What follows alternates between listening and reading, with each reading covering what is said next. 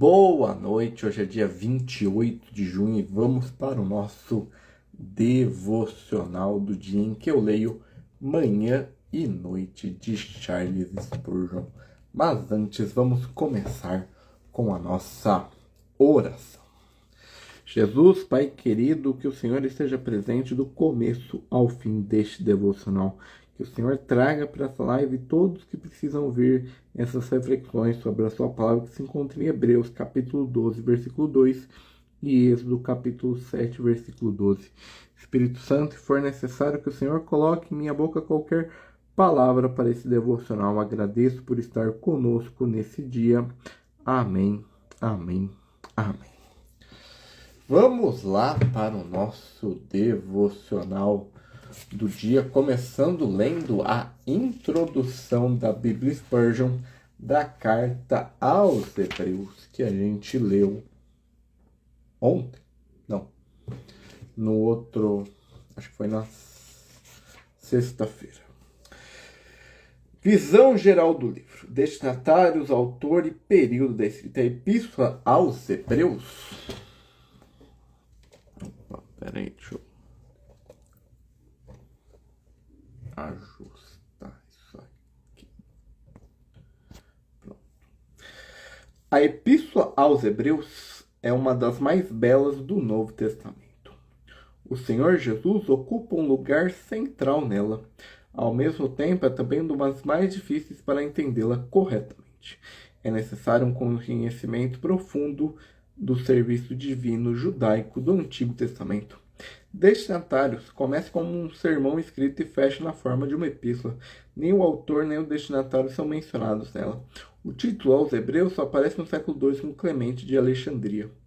Como não há outro nome conhecido para a epístola, provavelmente retoma a uma tradição muito antiga. Mas quem eram esses hebreus e onde eles moravam? Hebreus é um nome para os israelitas e para os descendentes de Abraão. E, no entanto, a epístola não pode ser recebida pelo nome apenas pelo fato de haver tantas referências ao Antigo Testamento. Os destinatários não apenas estavam muito familiarizados com o Antigo Testamento, mas também são frequentemente abordados como originários do povo de Israel. Expressão como os pais, os profetas, os anciões apontariam para esse fato. Também a menção a Moisés, Josué e Arão, todos pertencentes ao povo escolhido de Deus, confirma o mesmo. Contudo, os destinatários chegam à conclusão que o caminho de salvação de Deus não era o serviço divino do Antigo Testamento, mas a fé no Senhor Jesus Cristo. O apóstolo Paulo chama esses cristãos de remanescentes de acordo com a eleição da graça em Romanos capítulo 11, no versículo 1 ao 5. Estes cristãos, porém, estavam parcialmente em perigo de se retirar do cristianismo e voltar para o judaísmo por causa da forte perseguição externa por causa da forte pressão externa pela perseguição. Estas eram pessoas em particular que processavam ser cristãs, mas não tinham uma fé verdadeira no Salvador Jesus Cristo, em contraste com os estrangeiros dispersos que são os judeus convertidos à diáspora. Os destinatários da Epístola aos Hebreus viviam na Palestina. Isso é visto em Hebreus 10, capítulo 10, versículo 11 e 10, capítulo 34. Eles foram ensinados, admoestados e encorajados por essa epístola. O autor da epístola não menciona seu nome. Muitas suposições foram feitas sobre quem poderia ser. Paulo, Lucas, Barnabé, como diz Tertuliano, Apolo, como diz Martim Lutero, Silas ou até mesmo Áquila e Priscila foram sugeridos. O autor, a maioria dos cientistas modernos se recusam a aceitar Paulo como autor, porque o conteúdo, a estrutura e a linguagem da epístola não são um tipo desse. No entanto, a antiga tradição alexandrina atribui essa epístola ao apóstolo. O fato que o autor conhecia bem Timóteo e que Pedro, quando escreve aos cristãos judeus, menciona uma epístola de Paulo para eles, colaboram com a tradição. No entanto, os destinatários da epístola eram os judeus cristãos na Palestina, enquanto Pedro escrevia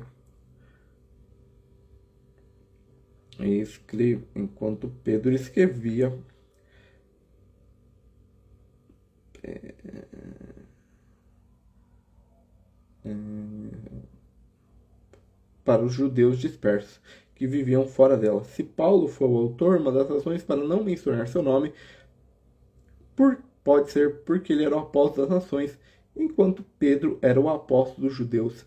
Na realidade, o autor permanece desconhecido.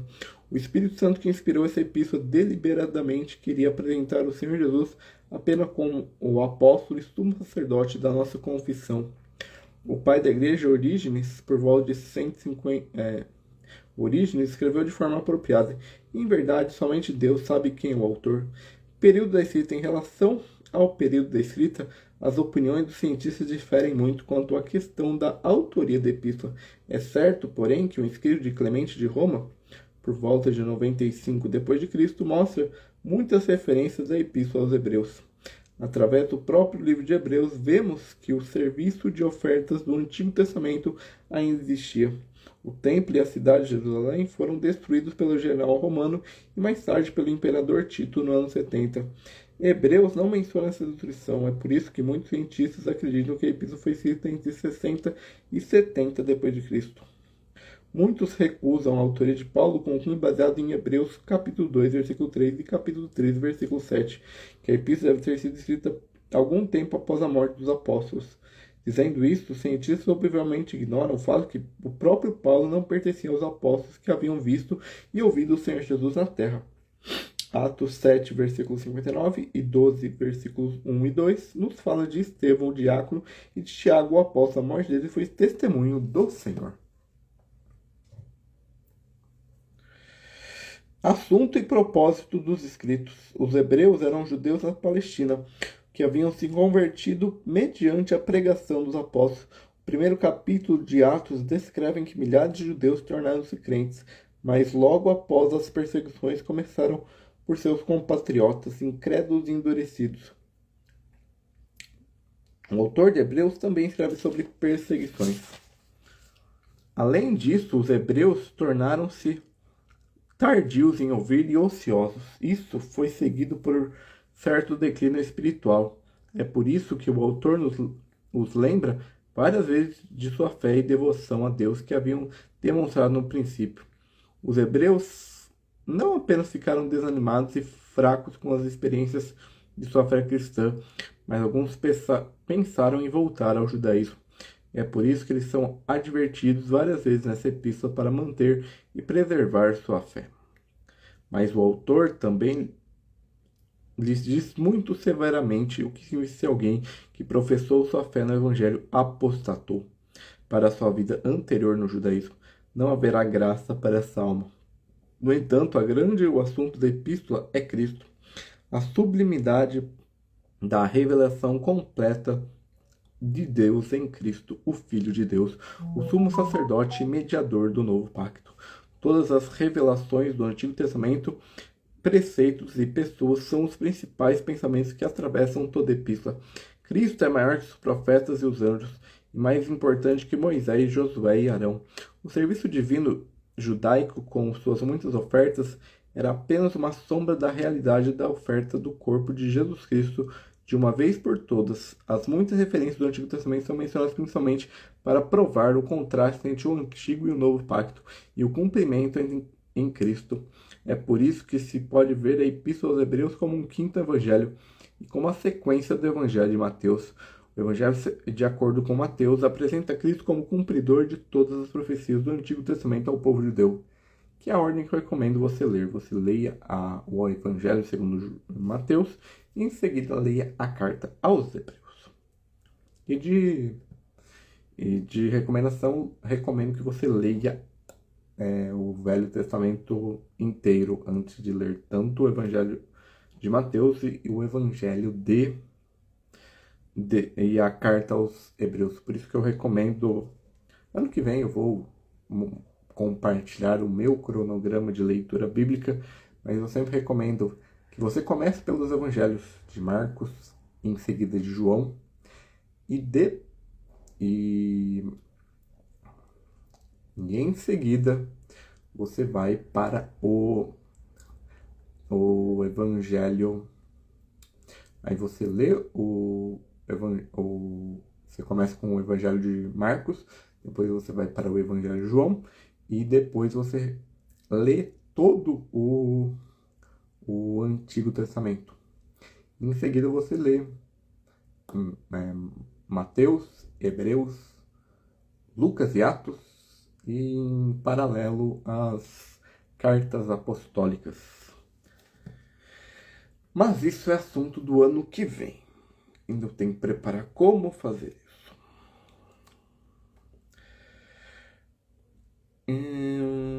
E Hebreus apresenta Cristo e seu serviço nos céus como um antítipo e cumprimento das instruções de serviço do Antigo Testamento. Hebreus difere em alguns aspectos com os outros epístolas do Novo Testamento.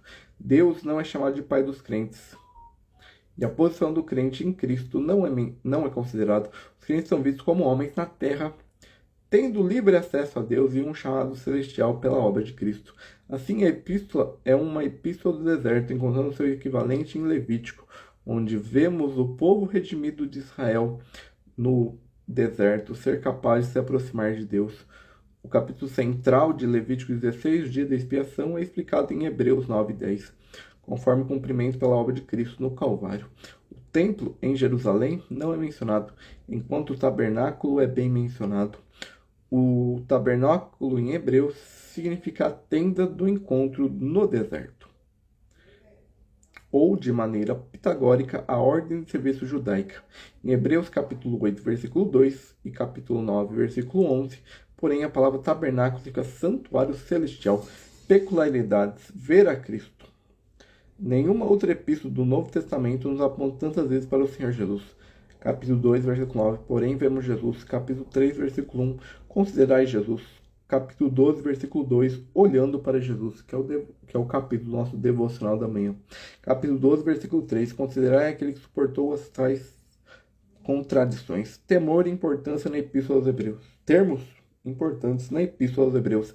A seguir, mencionamos algumas das expressões importantes e frequentemente aparentes para uma melhor compreensão da Epístola. Perfeito, aperfeiçoado, perfeição. Eterno, para sempre, sempre, para sempre, eternamente. Santificado, santo, santo, santidade. Santuário, santo dos santos, santo lugar, santo. Visão geral do conteúdo revela sobre o capítulo 12.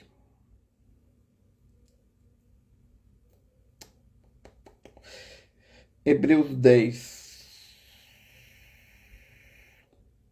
do 19 ao 39, do 11 e do capítulo 11 ao capítulo 13, parte prática, vida de fé. Capítulo 12, versículo 1 ao 17, advertência para perseverar. E essa é a introdução da Bíblia Spurgeon para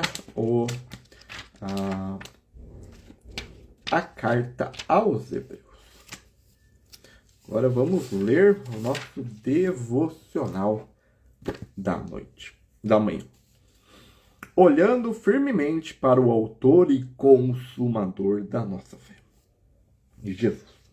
É sempre trabalho do Espírito Santo afastar nossos olhar de nós mesmos, direcionados para Jesus. Mas o trabalho de Satanás é exatamente o oposto, pois ele está constantemente tentando nos considerar a nós mesmos, em vez de considerarmos a Cristo. Ele insinua seus pecados são grandes demais para sermos perdoados. Você não tem fé, não está arrependido bastante, nunca será capaz de seguir até o final. Não tem a alegria dos filhos dele, você tem uma pose vacilante de Jesus. Todos são pensamentos sobre o próprio eu, e jamais encontraremos conforto ou segurança olhando para o nosso próprio interior. Mas o Espírito Santo afasta completamente o nosso olhar do eu. Ele nos diz que nós somos nada como Cristo é de tudo que temos. Lembre-se, portanto, de que não é a sua pose de Cristo que o salva, é Cristo. Não a sua alegria em Cristo que o salva, é Cristo. Não é nem mesmo a fé, embora seja o instrumento, é o sangue e o mérito de Cristo. Portanto, não olhe tanto para a mão com a qual está segurando Cristo, mas olhe para o Cristo. Não olhe para a sua esperança, mas Jesus, a fonte de sua esperança. Não olhe para a sua fé, mas para Jesus, o autor e consumador da sua fé. Nunca encontramos alegria olhando para nossas orações, nossas ações ou nossos sentimentos. É o que Jesus é. Não o que nós somos, mas dá descanso à alma. Se quisermos vencer Satanás de uma vez e ter paz com Deus, deve ser olhando firmemente para Jesus, simplesmente mantendo seu olhar nele, deixando sua morte, seu sofrimento, seus méritos, suas glórias, sua intercessão sejam frescos em sua mente. Quando levantar de manhã e for deitar à noite, olhe para ele. Não permita que suas crenças ou temores se coloquem entre você e Jesus. Siga firmemente com o Senhor e ele nunca o deixará. Minha esperança é construída em nada menos que o sangue e a justiça de Jesus. Não ouso confiar na mais doce estrutura, mas me amparo totalmente no nome de Jesus. E esse é o nosso devocional da manhã, sobre a gente olhar para Jesus nos momentos difíceis, no momento de dificuldades, para a gente não confiar no nosso próprio pensamento, na nossa própria mente, que a gente tenha sempre olhos para Jesus, como eu disse no sermão que usa esse mesmo versículo, olhe para Jesus. E agora vamos ler a introdução do segundo livro de Moisés, chamado Êxodo, para a gente ler o nosso devocional da noite. Circunstância da escrita, o livro de Êxodo não registra quem é seu autor. Há referências às ocasiões em que Moisés fez um registro escrito dos eventos que ocorreram do que Deus falou. O livro também contém referências à preservação e transmissão de informações, juntamente com os outros livros do Pentateuco. Há muito tempo, o Êxodo vem sendo considerado uma obra de Moisés. Ele pode ter escrito Êxodo a qualquer momento dentro de um intervalo de 40 anos. Depois que os israelitas terminaram de construir e dedicar o tabernáculo no Monte Sinai, no início do seu segundo ano após a saída do Egito, em 1445 a.C., e antes de sua morte na terra de Moabe, cerca de 1406 a.C. Êxodo retorna à narrativa do final de Gênesis, que termina com a morte de José em torno de 1805 a.C. Rapidamente, o livro nos leva a 300 anos à frente, para um tempo quando as circunstâncias dos descendentes de Jacó sofreram uma mudança no Egito. Os israelitas estavam servindo como escravos durante a 18ª dinastia do Egito, provavelmente durante o tempo dos faraós Tutemés I e Amenófis II. Os escravos hebreus experimentaram uma libertação milagrosa pela mão de Deus através de seu servo líder Moisés. A escravidão dos israelitas terminou em 1446 a.C. O livro de Êxodo registra os eventos por ocasião do êxodo e do primeiro ano dos israelitas no deserto, incluindo o recebimento da lei. A data do êxodo é objetivo de contestação. Há evidências bíblicas que indicam o ano de 1446 a.C. 1 Reis, capítulo 6, versículo 1, afirma que o êxodo ocorreu 480 anos antes do quarto ano de Moisés como rei, Salomão como rei, dado estabelecido por evidências bíblicas combinadas com a cronologia assíria, chegando ao ano 966 a.C. Em Juízes 1, capítulo 11, versículo 26, Jefté diz que Israel estava vivendo em religiões da Palestina por 300 anos. Jefté viveu por volta de 1100 a.C., portanto, o fim provável da jornada do deserto ocorreu por volta de 1400 a.C. Contribuição para a Bíblia. Êxodo fornece o ponto alto de uma história redentora no Antigo Testamento. Muitos padrões e conceitos de Êxodo recebem atenção e desenvolvimento adicional e cumprimento em outros lugares nas Escrituras, especialmente na obra passada, presente e futura do Senhor Jesus. Essas incluem o resgate da opressão, provisão de sustento, fidelidade de Deus às suas promessas, autorrevelação, conhecimento de Deus a partir de suas ações, presença de Deus, sua glória e esforços necessários para a preservação do conhecimento a respeito dele, uma nova identidade para as pessoas que se baseiam nas ações de Deus, provisão para adoração, provisão para a vida em comunidade, conexão entre a reputação de Deus e sua relação com um grupo de pessoas, obediência e rebelião, intercessão e concessão do perdão. Estrutura. Êxodo é considerado uma parte da lei, porém traz mais de uma narrativa histórica do que de lei. O livro é estruturado em torno da vida e das viagens de Moisés, entre as narrativas do capítulo 1 ao capítulo 18 e do 32 ao 40. Estão o estabelecimento do pacto, do capítulo 19 ao 24, e das leis relacionadas ao tabernáculo e ao sacerdócio. Spurgeon em Êxodo. A terra de Gozém era frutífera e os israelitas tinham sido muito favorecidos pelo rei egípcio. A maior parte deles, portanto, não pensavam em deixar aquele país. Eles então resolveram se estabelecer ali permanentemente. A primeira coisa a ser feita era tornar os israelitas ansiosos para sair do Egito. Deus não expulsaria as pessoas para fora do Egito ou os arrastaria em correntes sem um consentimento espontâneo da parte delas, e as retiraria de lá, de modo que saíssem dispostos a marchar com alegria e deleite, estando completamente cansados do Egito, e portanto regozijando-se em fugir dali. E essa é a introdução da Bíblia Spurgeon para o Êxodo. Agora vamos ler o nosso devocional da noite. Mas o bordão de Arão devolveu os bordões deles. Êxodo capítulo 7, versículo 12. Este incidente é um símbolo instrutivo da certeza da vitória da obra divina sobre toda oposição. Sempre que um princípio divino é lançado no coração, o diabo pode talhar uma falsificação e produzir exames de oponentes, tão certos quanto Deus está sempre agindo. Ele engolirá todos os seus inimigos.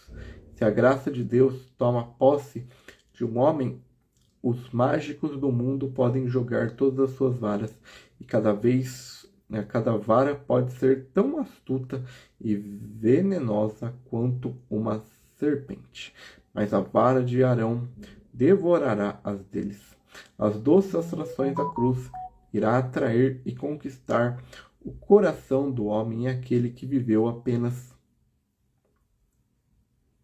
para este mundo traiçoeiro não olhará para as esferas muito altas, nem terá asas para subir às alturas celestiais. Quando a graça for vitoriosa, o mundano buscará o mundo vindouro. O mesmo fato de ser observado na vida do cristão. Que multidões de inimigos nossa fé precisou enfrentar. Nossos antigos pecados foram jogados diante de nós, e eles se transformaram em serpentes. Uma grande multidão de serpentes. Mas a cruz de Cristo destrói todas elas. A fé em Cristo extermina todos os nossos pecados. Então o demônio lança outra gama de serpentes em força de provações mundanas, tentações, incredulidade, mas a fé em Jesus é mais do que páreo para elas e as supera todas. O mesmo princípio fascinante brilha no fiel serviço a Deus. Com um amor entusiasta por Jesus, as dificuldades são transpostas, sacrifícios se tornam prazeres, sofrimentos são honras, mas se a religião é, deste modo, uma paixão consumindo o coração, então o que acontece é quando há muitas pessoas que professam a religião, mas não têm, pois o que eles têm não suportará essa provação. Examine-se a si mesmo, meu leitor, sobre esse ponto. A vara de Arão provocou seu poder dado pelo céu? Sua religião está fazendo o mesmo? Se Cristo é algo, ele deve ser tudo. Não descanse até que o amor e a sua fé em Jesus sejam as grandes paixões de sua alma. E com esse conselho a gente termina o devocional do dia 28 de junho. Amanhã nós voltamos com a programação normal, o devocional da manhã, aqui entre 8 e 9 horas, e o devocional da noite, lá no TikTok, entre 8 e 9 horas também. Tenha um bom resto de domingo, um bom início de semana. Que Deus te abençoe. Amém. Amém.